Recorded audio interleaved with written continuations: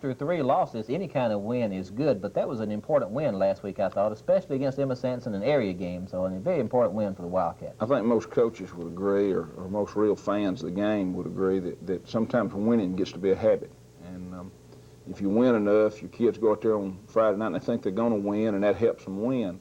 And sometimes losing's the other way. When you lose 2 or 3 in a row, it becomes a little habit forming, and instead of playing with a confident feeling that you're going to win, you sometimes start playing thinking, well, you know, hope we don't mess up and make a mistake and not win. And we really need to win a football game for those reasons. And I don't think Emma Sansom was a very good football team, to be honest with you. Probably the poorest Emma Sansom team I've seen in a long time. But I thought we did some good things. They were a good defensive team, and we moved the football better than we have been moving it. And I thought we played well on offense, on defense, except for a couple of plays. But our kids played hard, and hopefully the confidence we got out of that game is going to help us this Friday night. Fort Payne versus Emma Sansom. Let's get into the first half highlights now.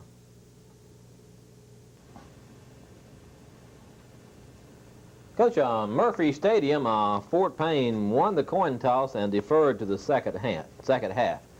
Hard to win in Murphy Stadium. Fort Payne's had an awful time winning against anybody down there. Well, I don't think it's that stadium. I think some real good teams play in that stadium. And, you know, Emma Sansom's always had great athletes, and Coach Gross won his 200th game last week against Carver, so he must be a pretty good coach. And Gadsden's had a great tradition, and now Litchfield has got a strong program. And so, you know, over the years, you play good people and you play at their place, it's going to be tough to win. But I know our guys were excited about that. You know, like you said, it's the first area game, and got a new manager over on the sideline Friday night. Who is that guy? Get a shot of him. Randy Owens there. First time I've ever had a manager that people wanted his autograph the whole game. Well, they didn't want my autograph. So Fort Payne's going to kick off. David Stanley kicks off. David did a good job kicking off for us. Good coverage. Steve Walden, I believe, made every tackle on the kickoff in all 4 of them in the game, which is quite an accomplishment. So Reggie Cox will carry on the first carry for Emma Sansom here. He'll lose 4 yards. Well, I think, you know, we went down thinking, or knowing that Jeff McSpadden, who played another really good game for us, and Ryan Peoples. Emma Sansom's not real strong on offense this year. They've not got a bad defensive football team, but just not real good on offense. And you know, we make a couple of mistakes in the game and give them one long pass for a touchdown. And other than that, I thought we played well on defense. And Emma Sansom penalized here 5 yards, the first of 10 penalties against Emma Sansom. Most of them were offsides and just jumping before the ball was snapped. I believe in a play or two here is a play that Reggie Nixon gets hurt on, and the guy lined up outside of the one that Reggie's playing on comes down on him and blocks him down real low and hurts his. He really has a sprained knee and also a sprained ankle. And that was Reggie Cox. This may be the play. That's the play right there. And yep. Big Jeff McSpadden makes it. And I'll tell you what, you know, we've talked about that injury thing till it's not even any fun to talk about anymore. But when you look over and here comes big 290-pound Pooh Bear limping off with an injury, you're beginning to wonder if we're going to finish the season with anybody healthy. So after the punt, the Wildcats are going to start off in good position. Thought we had a good chance right there. Ryan did a good job running the football. If we could ever got by one guy and got out there, we had a pretty good wall set up. And, got it to the 42. You know, they come out. We had worked all week on the defense they had been in. Pat Carter running the football. We missed a block. And, then we said, you know, they might not be in this defense. They may be in the one they used to run, and or the one they ran before that. And sure enough, they got in one we've never seen before. And it just took us a while to get adjusted and make sure everybody knew who to block. And have not a bad play here. We just fumbled the pitch, or pitch. The ball was pitched a little bit low. So after 3 plays, the Wildcats are going to be forced to punt, but they'll get it right back. Ben Langford on the recovery here. Well, our punting team's done a pretty good job all year, and they're going to be challenged again this week because Litchfield's got some people that can run with the football back there catching it. But got down there, they fumbled the ball, and Ben jumps on it, and I believe we scored in the first play on the sweep. 14 yards by Pat Carter. We're buying a little time right here trying to get those guys back over and make sure we get them all lined up on defense like we think they are, and a real good job blocking out there at front by, I believe it was Chris Palmer that time at fullback, and Eric Groder tight end, and Pat did a good job running the football, and I'm not sure what happens right here. We miss our extra point. Snap's a little bit high, and I think we pushed it off to one side. So 7:16 to go in the quarter, and the Wildcats lead it by a score of 6-0. It's in pretty good shape right now. Emma Sansom really never moved the ball all night long against Fort Payne. Had a total 175 yards total offense for the entire night. You know, I can just tell you from a coaching, they are one of the hardest teams to prepare for on offense because of what they. I've had a lot of people sit down and say, well, what do you really call that defense they're running? And I don't have a name for it. Nobody does anything like it. It's something that's strictly theirs, and they've been doing it for several years. And they have several variations, and they just keep us confused all the time. Had a fumble right there. I believe they got the ball back. We thought we had it for a second there. That was Danny Bullock on the carry, and after they sort them all out, they'll give it back to Emma Sansom, no gain. A little help from old Kenny Windorf. He's in there refereeing a little bit, looks like. Rod Bolton got back in the game. Sure did. Rod played and did pretty well. You know, Rod's just been kind of the hard luck kid. He missed all last year with a serious ankle injury and missed quite a bit of his sophomore year with a hurt ankle. And Ally Smith here. I believe he just threw that ball away. Ryan Peoples had him covered real well. Big run here by Reggie Cox. You know, this is one of the things they never came back to. We don't do a good job tackling right there. And I'm going to tell you, little number 20 is as good a player as we've played against. You know, they've got some good individuals. They're real young in the offensive line. This is Bullock for 5. On the trap play there, we had him tackled at the line and let him bounce off and make 2 or 3 more. I think Scott Gilbreth and Chris Palmer played much better. Of course, Chris was hurt a little bit in the first half and didn't play the second half. It's a good play by Chris right there, and also Jeff McSpadden and Ryan Peoples. Cox lost a yard on that. Defense only gave up 2 first downs the first half. I believe that was illegal procedure right there. The motion man had turned up. Good effort by Tony Schrader getting out there and getting in on the tackle. 2-yard gain, and Emma Sansom will be forced to punt it away. The Wildcats will get it on their 13. I just thought they might try to pull us off sides there, and we jumped a little bit, but we were back far enough we didn't get a penalty. Caught this inside the 10. Yeah, that's not very good, but Ryan did get the ball and get it back out to the 12. Big run here by Gabe Goggins. Big block by Eric Grote. Good job by Clint Beeson on that side of the line, and little Calvin out there trying to get after somebody. 15 yards on Gabe's first carry. Pass here for 15 yards to Calvin Mosteller. Well, really had a little flea flicker on here. He was going to catch the ball and lateral back to Pat, and of course we coached that and tell him, you know, if it doesn't look real good, just run it. And I thought he made a great decision on not trying to pitch the ball to Pat. Gabe with another big run here, 18 yards on this carry. Another good block by Eric Grote, Clint Beeson. We're ripping down through there, and I got a first down inside there 40. We really need to take this ball on in and keep the tempo up. Coach calls a pass, and just overthrew it a little bit out there. Looked like we had Akins open that time. Well, you know, Shane, you know, I think he was 5'10", or maybe better than that, but he did miss several short throws and run the option there, and that time they played a little bit better, and we don't make anything. Gabe for 1 yard, and Fort Payne will be penalized here for 5 yards. Yeah, what this is, a false start on somebody. Quarterback. Quarterback. Yeah. Quarterback's supposed to know that count, isn't he? Supposed to. This will be an incomplete pass, and the drive will be halted. Well, again, I believe we maybe open here and just maybe overthrew the ball a little bit, and you know, but we just gotta keep working on that stuff. We against that defense. That's one of the things you have to do is sprint out on the corner and throw the ball on the flat. Ryan Peoples punting, and they're gonna get it on the got to get down the field a little quicker there. And fussed at old number 11 on that. I didn't think he really was covering enough ground early, and then he almost got to the football late, but you got to leave that line of scrimmage sprinting and get on down there in position to down the ball. So Emma Sansom will take over on their own 20. Ally Smith will go for 2 here, and we're going to get a late hit.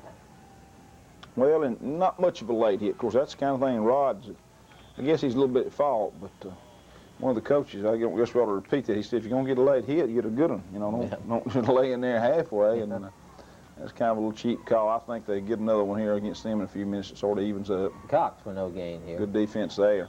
The whole group, Chris Palmer and Dusty Goggins. This will be the last play in the first quarter as Ally Smith will lose 2. Good effort by our defensive end there, and finally lost containment. I believe that was Zane Reese, but did a good job fighting out there, and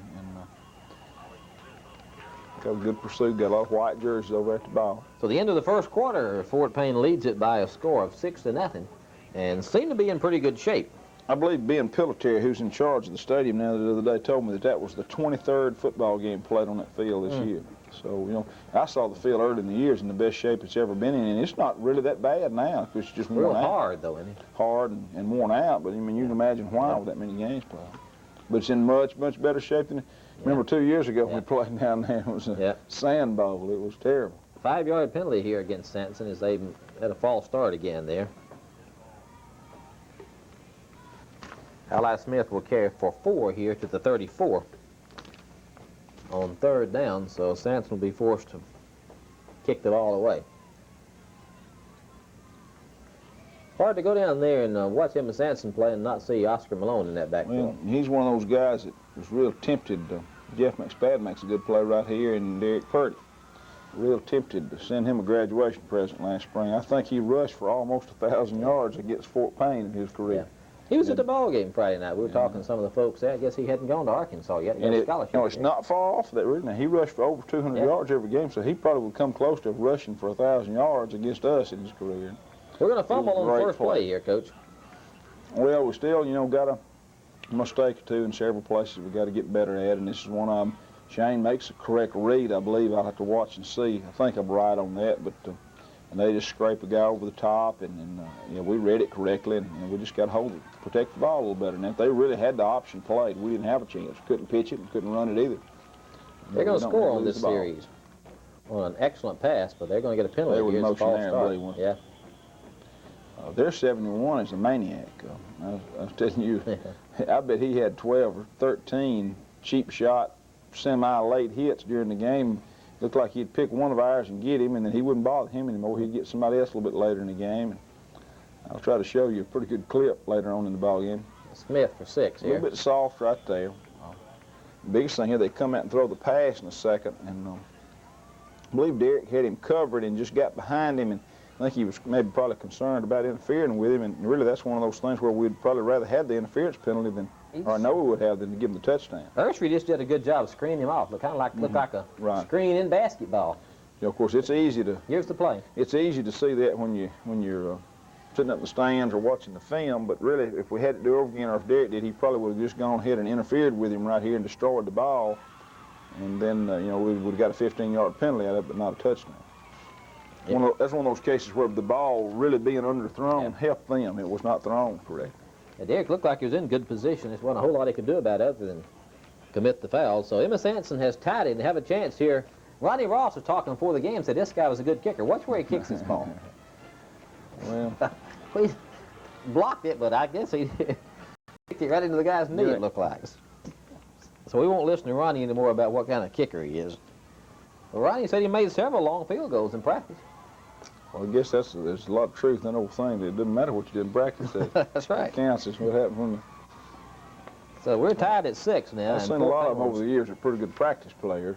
Pretty good in the weight room. Pretty good in shorts. But Coach, this is a big drive. 14 plays. Well, I was really proud of this. I hate they came back and scored, but I thought Pat did a good job running the football right there. And we came back and put together a good drive and put it in the end zone. And you know, up to this point, other than the touchdown, we had a little drive that moved it out to 50, but you know, we're just now beginning to figure out exactly where they're lining up and why, and they jump off sides again. Being able to call plays accordingly.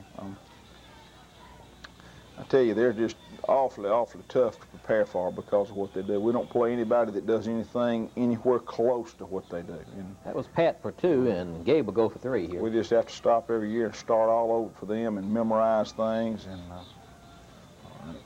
not going to play them next year? Well, not sure right now. We're having a tough time getting a schedule, and you know, we'd like to pick up somebody maybe that would bring a few more fans in here and help us buy a little more equipment. Chris Palmer jumped off sides there, and I don't know why they didn't call that a false start, really, but they didn't blow it dead, and Shane had to run with it. So they come back and take the penalty, which is unusual. He lost 4 yards on the play, and they take the 5-yard step off. Well, I thought it would have been a dead ball foul. we get a little break here. Great effort by Shane running the football, and no, this is not the play. No, he got 4 on that. He'll get a yard on this and then get a 15-yard penalty. We were in motion a little bit there and got away with it. And go back to throw and run out of the pocket. And, they tackle him, and again, that's not much of a late hit right there. They were about even, I suppose. So 15-yard step-off gives the Wildcats a first down. And they're going to come up here in 2 or 3 plays later and have 12 men on the field on a punt, which keeps the drive alive. Here's Pat Carter for 3 yards. We got called for our tackle not being lined up on the line of scrimmage later on in the game. Well, we got called being in the neutral zone one time, too. And maybe what you think about it. Maybe this play right here, or I don't know, maybe later in the ball game. It seemed like our left side kept creeping up and getting on the ball too much, and our right side was back off the ball. That's Taurus Turner at fullback and running hard, but we missed the hole just a little bit. Get a penalty here. This must be the penalty. Yeah, so our left side over there is in the neutral zone. And, that's an unusual thing to be happening this late in the year, really. And it's kind of started with Kenny. I thought Kenny got up too close, and then Ryan Johnson got up a little too far on Kenny, and before you know it, we're got 2 helmets sticking out over the football. So we'll throw an incomplete pass here. Close to it there. Had another man open there. Well, we just didn't really, like I say, Shane just did not have his best game throwing the football, but we work hard at that all the time, and I feel like he's going to get better. This is the time where they stopped us and they had 12 men on the field, which is a 15-yard penalty, and gave us a first down. So a big break for the Wildcats, and they're going to take advantage of it. Someone said they noticed them trying to call timeout right before the play started because they realized they had 12 out there. And there's that little yellow handkerchief laying on the ground. Taurus, you played Taurus quite a bit. It didn't play him any at tailback, did you? Played a little bit at tailback. Taurus, restrained that hamstring again over at Albertville, and practiced very little last week and played very little, but has done much better in practice this week, and we feel like he'll be ready to go. And he'll go for 8 quite here. A bit. There's Taurus. You can tell by the way he's running. Yeah. He's hurting a little bit. 8-yard pickup there, and here's the touchdown pass. Well, this is another one we just kind of put in for them. Ryan's lined up tight. It's something we do a lot, but we had to change it just a little bit. Thought Shane did a good job executing it, really. Nice throw and nice catch. Touchdown. So the 26-yard touchdown pass from Shane Dobbs to Ryan Peoples, and David Stanley will kick the extra point. The Wildcats have driven 72 yards in 14 plays. And with 4 minutes to go in the half, you take a 13-6 lead. I feel pretty good right now. Well, after being up 14-0 several weeks ago, and losing on the last play of the game, you don't ever feel good. You feel better because you score, but we've just got to get more consistent on offense. And like I say, we blow an opportunity for points here at the latter part of the first half that could have been a difference in the game.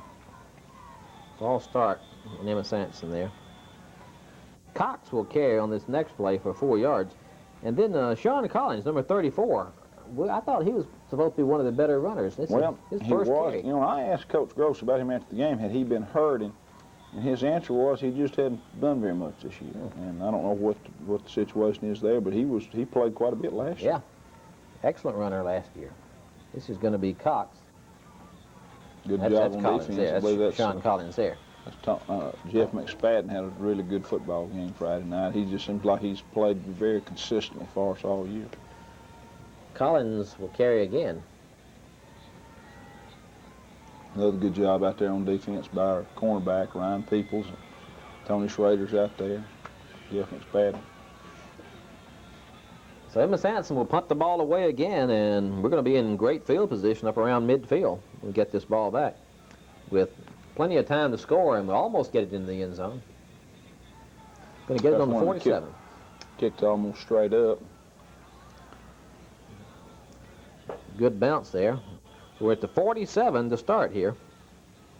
I was really proud of this drive as far as what we accomplished. I don't know how many seconds are left in the but run the option, pitch the ball just a little bit behind Pat, and rolls out of bounds, still our ball. Gain 2. Stop the clock. Incomplete pass here. Here's a complete pass, though. Get it to Torres for the first down.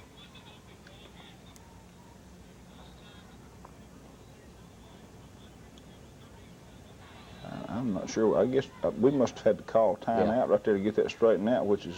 I think Emma Sansom called time. Maybe they did. Sure, I started to say, sure, we didn't call timeout with the clock stop. I think Sansom called. That's our old formation where we ran Ryan down the middle against them last year, and we lined up in it to see if they would cover it, and they did, and we screened back to Taurus on the other side. So here's a big run by Shane Dobbs.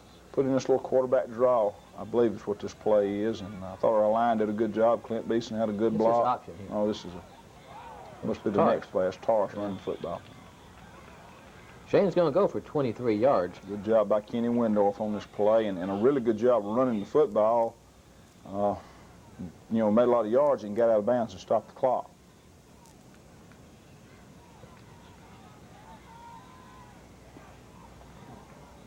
So we got plenty of time to get in the end zone here. Calvin down there blocking, and we're out of bounds on about the 12. And one of the prettiest catches you'll ever see right here. I don't know what kind of call this was, really. Looked like he almost a little bit, but great catch. I didn't think he ever caught the football until he'd slid in the end zone. I think he had control, and of course, I think they ruled that he caught it and then slid across the line. Now we're going to have 2 straight penalties. Oh, just really poor right here. We jumped a little bit in the offensive line, but we didn't do a good job blocking this anyway. And we had a timeout and went over this and then really made a mistake, and we should have scored and got a touchdown right here. But had we not jumped off sides, we didn't get the ball handed off and would have lost 3 yards. I guess we missed one play. We missed another penalty in there. Yeah, it's right here. We jump off sides. Now we get the bad snap. And don't get anything out of it. Well, and I thought at the game that the snap, that Chris might could have fielded the snap, but, you know, it's just right at that level where it's probably just a little bit too high, and you know, we've got to execute perfectly in those situations, and snap's got to be a little lower, and we've got to catch it and get it on the tee, and just got it on the tee for us. Hit one later in the game from about this spot with that same angle. Well, David, you know, you've got to get on this football right here, because if we don't, you know, they have a chance to pick it up and run for a touchdown. Halftime, and the Wildcats lead it by a score of 13-6.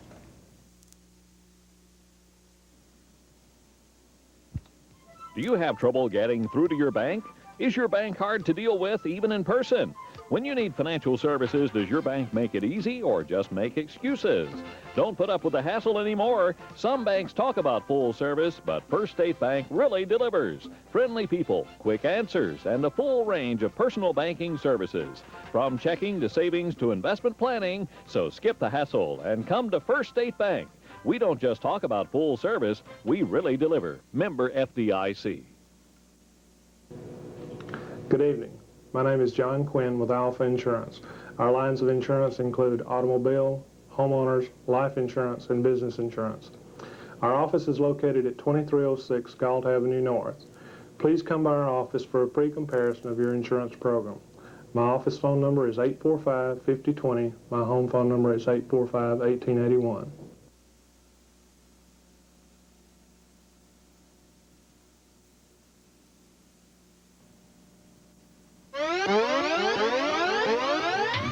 Plaza in Fort Payne features over 5,500 tapes to choose from with new arrivals weekly. Pick from a large selection of Nintendo games, westerns, classics, comedy, action, horror, and children's movies. Video Plaza with 2 locations for your convenience on Galt Avenue North and at the South Y.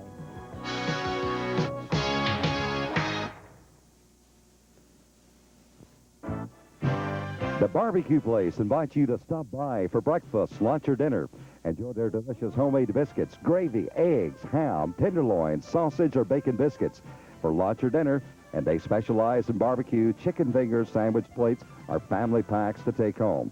Call ahead at 845-6155, and they'll have your order ready. Use their convenient drive-through window. The best barbecue in town is found at the Barbecue Place on Highway 11 South, across from Kingsbury Homes.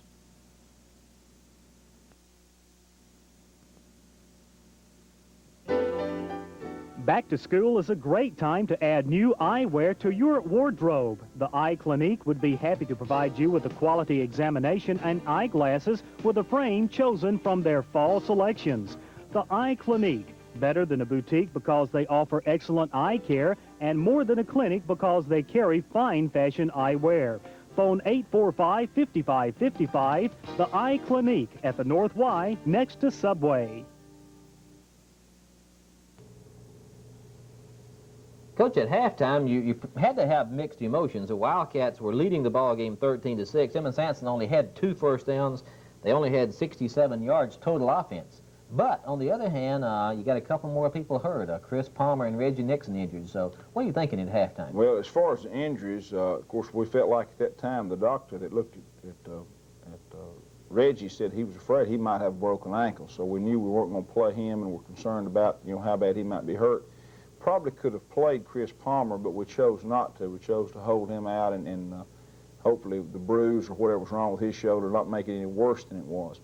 The thing that was concerned me, I guess, the most at halftime, we had a very good drive to put the ball in position to score, and we really did some things that good football teams do and got it down to the 1-foot line, but then we made a mistake and didn't get it in the end zone, and then we had a little bit of a high snap on the field goal attempt and didn't get any points out of it. And, of course, kind of a scary play. They picked that bad snap up and run in for a touchdown. We got a tie ball game. So we felt good. We felt like we were playing hard.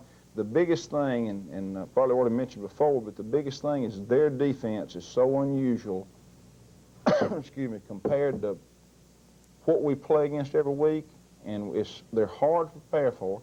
And then we get down there and they change defenses again. And so we spent most of halftime saying that we're going to run these 5 plays and here's how we're going to block them. And then we go out the first play after the second half, and because you're trying to execute something that you haven't spent 3 days working on it, we run a play and our tight end blocks the wrong guy. It just took us. But I was real proud of our offensive effort considering they had the changes on defense.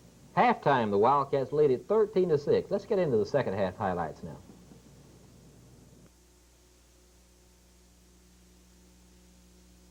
Starts the second half. Coach, we need to take this ball and drive down the field and put this game away. I think one of the coaches said at halftime we need to go out and win the first 5 minutes of the second half, and so we kind of harped on that a little bit. Let's go out there and really get a good start, and you got to play the whole half, but let's don't make any mistakes in the first 5 minutes. And we play the worst first 5 minutes you can play, I guess. Got it back to the 32. We're going to go 3 downs and punt. I don't know if we're going to say that anymore. We thought we had a good plan at halftime. We got some things. We blocked the wrong guy here, and we had a little misunderstanding. And don't make anything.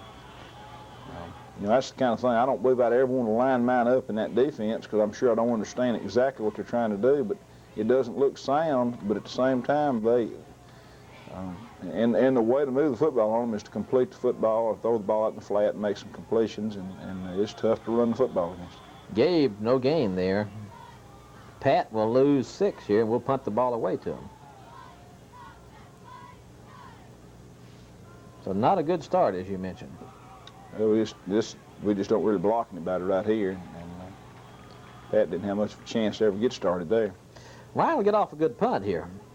Got to do a little better job up front, and I was a little disappointed this last week. We've been doing better all year than we have done. We got to get out and get down the field and cover because they got some people Friday night that can catch that thing and head to the corner with it. Ryan's really improved on his punting over last year. You keep up with his average. And when a guy's a 10th grader, I don't care how good an athlete he is, he's new and he's not going to do as good a job as he's going to do later on that junior year after he's had a little experience. And I believe Ryan Peoples is as good an athlete as we have on our team. He makes a lot of big plays for us on both sides of the ball. As Ally Smith for 3, Sean Collins will carry here, and he'll lose 2. This may be the reason Coach Gross is not playing him anymore. There was a good effort there by Scott Gilbert, I believe, is who made that tackle. It wasn't Scott, it was... Schrader looked like he was the one turning to play. Schrader was almost turning it in there. It must have been our other linebacker. It must have been Zane that was in on that. Reggie Cox here, 16 yards. Oh, we had a little mistake right there. Good tackle by Derek Purdy and Thad Underwood, but ran the trap and we stepped the wrong way. Cox will go for 8 here. So right now our first 5 minutes doesn't look too good. So there's 2nd and 2 now. Cox will carry again for no gain. Pretty good job right there. That's Scott Gilbreth and Jeff McSpadden and Zane Reese. Scott's another one of our younger players, just a 10th grader that's steadily improved all year. He's going to be a real good football player. Third down and about a foot. And Reggie Cox here will get the first down. He'll get forward to the 37. Well, it's hard to make that play on 3rd and 1 when you need to stop them on 1st and 10 and 2nd and 8. Put them in a passing situation. Cox again. Pretty Give good the Cox defense 5 right there. straight times. Here's Ally Smith for 3.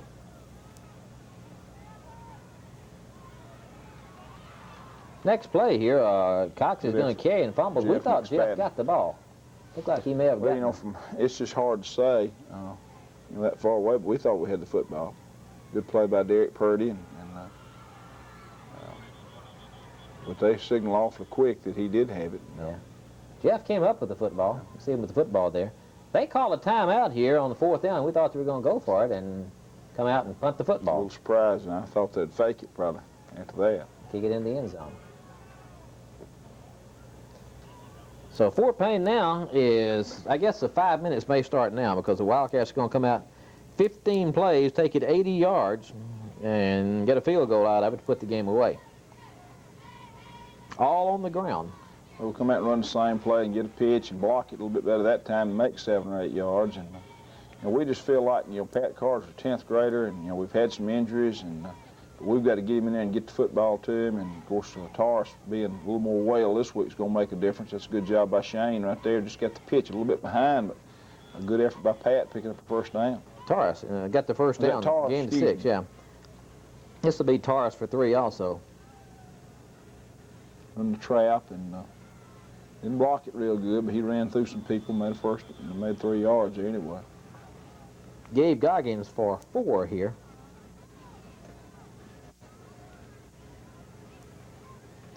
Up to the 39. Good, hard, tough running. And, got a 3rd down possession down here. Give it to Pat. He'll go for 6 and a first down. On the power play, and that's not bad running. We've got to get a little tougher at just getting in there and rooting them out of there when we got to instead of leaning on them. And Taurus for 4 here.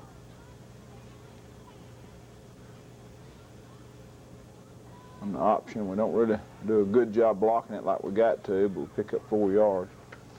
Incomplete pass coming up here. They get a little more quickness than we do, and we run into the corners. I think that's one thing you've kind of got to do, at least some against that defense, but that's one thing they're relying on is that they're a little quicker than you. Had Eric open and just threw it a little too far out in front of him. I believe he'd have caught it if it had been. Here's the only complete pass in this drive as Shane will go to Calvin for 19 yards. Thought Calvin was going to score right here when he first broke that first guy. And, Got it down to the 32. pretty quick. Pat will go for 5 to the 27. On the Good toss job by of it. Allen Rose, and good job by the Gabe out there, and little Calvin blocked his man completely out of bounds. Taurus for 8 to the 19. And the 3rd quarter ends. And we're still hanging in there, 13-6. But You know, one way to keep them from scoring is keep the ball yourself. If they don't have it, it's hard for them to score with it. yep. So now the 4th quarter, and the Wildcats are going to get a field goal out of this. And we probably should have scored right here, really. Felt like we needed to punch it on down, but Pat for 11. field goal put it in a situation where they had to score. Good job by Shane running an option and pitching the ball. And, Pat's excited. Down to the 8 with a first down.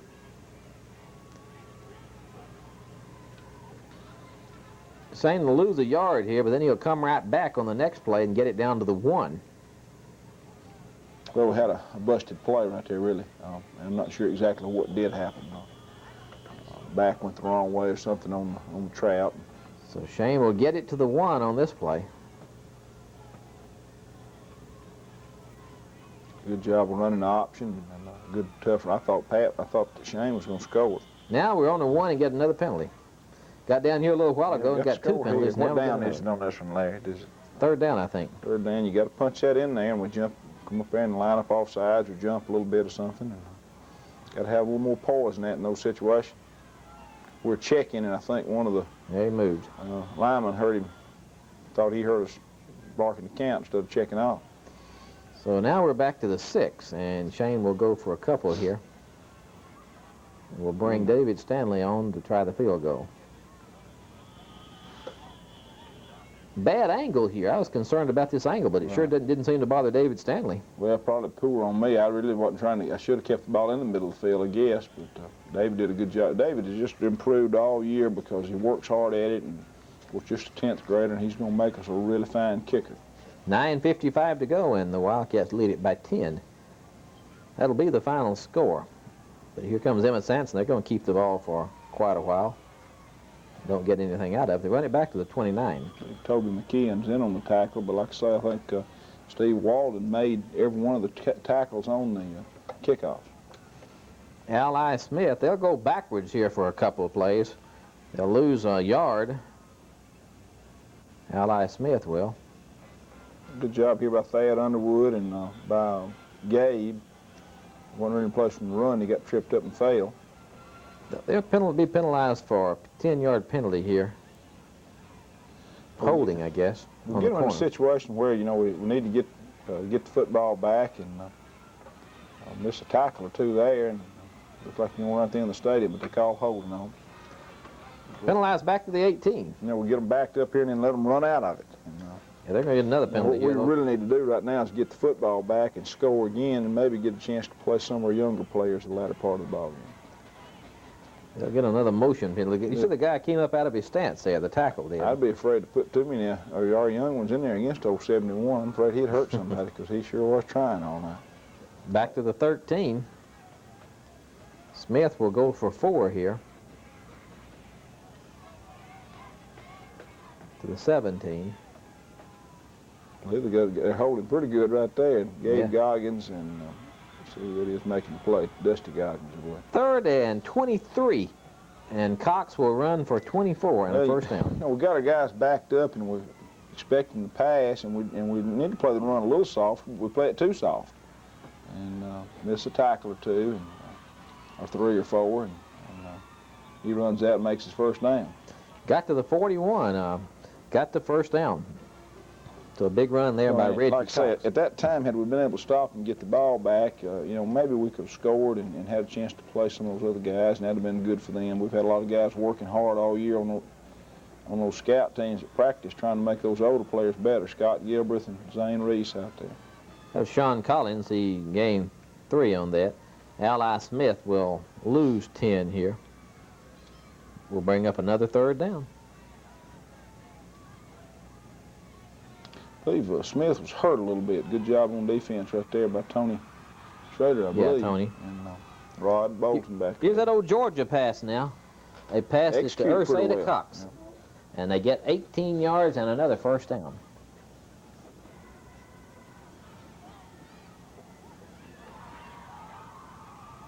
Good job by Thad Underwood not giving up a touchdown in that situation. Got the first down on Fort Payne's 48. I think that's the last first down Emma Sansom will get.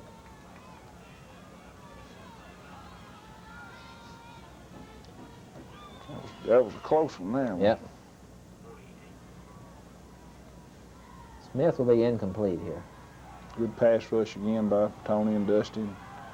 We were in man coverage that time. The guy might have looked a little more open than he was, because I believe we were on him until the ball was thrown. And That was one of those passes where everybody there knew it was out of bounds. Yeah. Here's an 8-yard gain by Cox. maybe we got to play a little harder in that situation. We'll come back on the next play and throw him for a 3-yard loss. I believe this might be the play that the big clip takes place on. 71. I think it is right here. No. Must be the next play. It's 4th down play. So they're going to go for it on 4th down and 5. Yeah, I believe if you're watching this play right here, watch right in the middle of the screen. Boom, I believe that's a clip. Might have been a clip, yeah. But a 4th down play. Somebody said he had a bullseye on the back of his jersey. So Wildcats will get it. And Well, Fort Payne be Pat penalized. running football, or Taurus, I believe. Taurus will get penalized 10 yards for holding. I mean, it's hard to hold on that play. But Back to the 33. Here goes Gabe for 9, picking his way through there. well, we're just not. That's not running like old Gabe can right there. It's a little bit tight up in there, and you know, as he plays a little bit more, Gabe's a tough guy. He's going to get a lot better at that. Pat will lose 3 here. Don't do a good job blocking that. Of course, we're really trying to run a little clock for one thing. Good job staying in bounds there by Pat. Gabe will carry for. He'll gain the 3 back that we lost. Bring up 4th down, and Ryan will come in to punt it away. I believe they'd called timeout here, and they were really going to put some heat on us, I thought. But Didn't have anybody back. Didn't really have all that much pressure. They didn't get that close to us, really. They had 1 man back, I guess. Good job right there by little Chris Jelks making a tackle. So they're going to start on the Sophomore. 23. Got a chance to play 5, 6, or 7 of those sophomores quite a bit this year. That's a pretty good little group. Of course, we've got a real strong junior class, and we've got some really good senior football players. Our numbers are not high in that class, but we've got some really good players in that bunch. Good job by Tony Schrader. That's not the pass I was thinking about. I guess this next one may be where he threw it back behind him. I'm not sure if this is a play. No, that's not it. That, you know, that's a good defensive play right there. That's a situation where they've been better off for the ball to be incomplete. They only gained 3 or 4 yards and the clock's running, so yeah. let them catch it in front of you and tackle them. Let that clock run. Smith going to run the ball here. This may be the play where I got on Ryan Peoples. I thought that he was fussing at number 11, and really it was he and Coach Sutton that were fussing and just kind of a little fired up and watch me snatch him around. Whoa! And I told Ryan after seeing the film, I really felt silly about that because I thought he and number 11 were about to get in a fight, and it was just he and Coach excited. I told Coach to get somebody in there for him. He looked at me like a little 5-year-old and said, I ain't got anybody. Incomplete pass here. This is a pass I was That was the one I thought Gabe was going to intercept yeah. that. I'm not sure what he was trying to do there. He'll go incomplete again here.